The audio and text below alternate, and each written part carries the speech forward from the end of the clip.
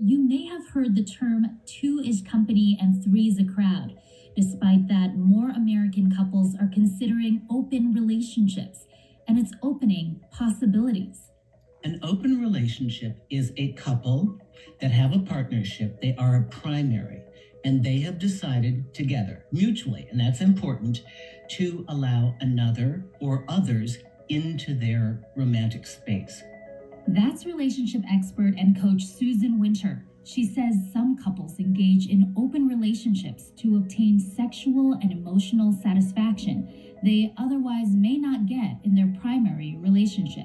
We understand that we can't get everything from one person, and it's a lot to put on them to be our everything, our intellectual companion, our play companion, our financial equal, our sexual desire all the time. And people, humans, like variety.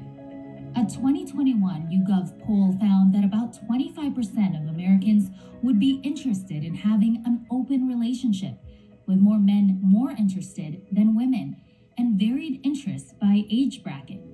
I also see more of a dynamic desire for this in Gen Z and young millennials. Not so much in millennials.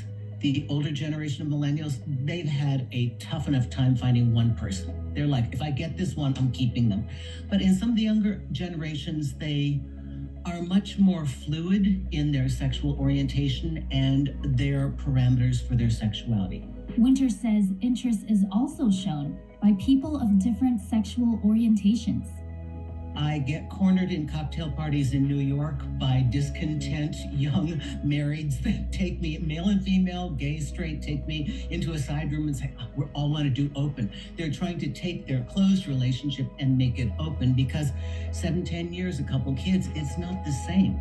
A 2022 article posted by marriage counseling website marriage.com says it helps provide emotional freedom for individuals, helps meet sexual needs, and can bring you closer to your primary partner. But being in an open relationship can also have disadvantages, including ending in failure or divorce. It can also spark emotions like anxiety, fear, and jealousy, and managing multiple partners presents its own set of challenges. You think it's hard with one person? Try 2 or 3 or 4. The collateral damage can be explosive. So if you think you're not going to catch feelings, you may just catch feelings. Your partner may just catch feelings. The person you're engaging with or people may catch feelings. And it can become very complicated very quickly without an infrastructure and a roadmap to guide you safely. Winter says every relationship is different, and each couple needs to set its own definition of what their open relationship looks like. If you find yourself to be an anxious attacher, you feel insecure in the relationship, or you're hoping maybe if I just give them what they want and I go along with it, maybe then they'll get rid of all the others and just love me. That's a no for you. Long-term success for open relationships remains to be seen as human traits come into play. It will be on the menu, but I still think that most human beings, when push comes to shove, find themselves biologically built to be a little territorial. And when you really love somebody and you're really hot for them, you do not want to share them. Giving new meaning to the age-old term, all is fair in love and war. Kat Sandoval, Scripps News.